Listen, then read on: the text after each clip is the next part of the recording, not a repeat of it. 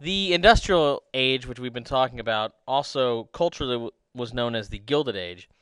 And to gild something means to cover it with a thin layer of gold. Underneath that gold, though, is still the same iron, the same lead, the same cheap metal that was there. And that was what American society was like. On the outside, it looked like there was a lot of wealth, a lot of opportunity, a lot of new technologies, and some amazing inventions, but it didn't take very long if you looked for it to find poverty and corruption. There was a new party, though, called the Populist Party, and this is a picture of Williams Jennings Bryan. He ran for president 3 times as a populist, lost all 3 elections, but his party was sort of the People's Party. His party was for the farmers and for the factory workers. He wanted to mint more money, so he was for free silver, which meant the unlimited production of silver dollars, if you remember from your vocabulary. He also wanted something that we do have today, which is a progressive income tax.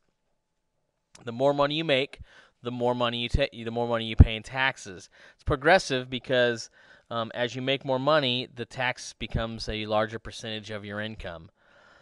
And he also wanted he wanted more government control over communications, particularly telephones and that technology, so more people had access to it. And the same thing for transportation networks that mostly meant trains and ships.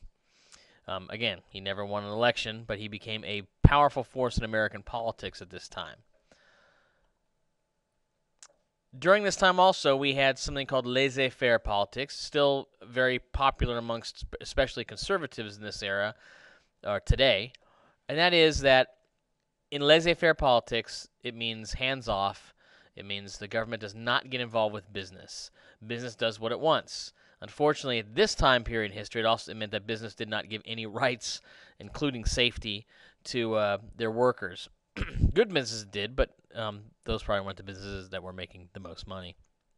Also, President James Garfield was assassinated in 1881 by a anarchist. Anarchists don't believe there should be any formalized government.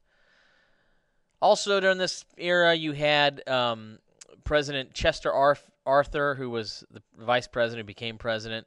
He created something called the Pendleton Civil Service Act. That was important because up until this Pendleton Civil Service Act, government officials could hire friends and buddies to get a paycheck and had nothing to do with the understanding of what they were doing or how the government worked.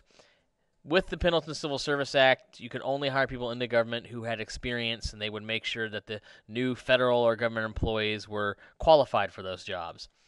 He also looked for more control of the railroad system, and he created something, or Congress created something called the Interstate Commerce Act, and that regulated the taxes that railways had to pay as they went through different states and made the same tax rate across the United States. It also made sure commerce was fairly moved and traded across state lines. He also created a regulatory board which hired and watched the enforcement of new laws and particularly something like the Interstate Commerce Act, but other laws we'll talk about later during this era. In that we were going through a depression at this time, which meant that unemployment was very high and the value of the dollar was very low. President McKinley, he wanted the gold standard, friend of business. He wanted as much money in circulation as we had gold to back it up. He also wanted larger tariffs. A tariff, of course, is a tax on a foreign good, so it taxed companies or countries that wanted to import their goods to the United States, and that forced you to buy cheaper items, which were made here in the United States. He grew the economy, but was also assassinated. So many of them were assassinated in this era that a lot of people thought this country was spinning out of control and on the verge of a revolution. The workforce this time was made up mostly of immigrants, especially on the East Coast. There were things going on in Europe pushing immigrants to the United States. Things like a global crop failure where crops did not grow because of fungus that had attached to the roots, started in Ireland, moved all across Europe. There weren't very many jobs in Europe. Taxes were higher in Europe. And because of the global crop failure, there was famine or hunger in Europe. And we'll do the pull factors with the next section.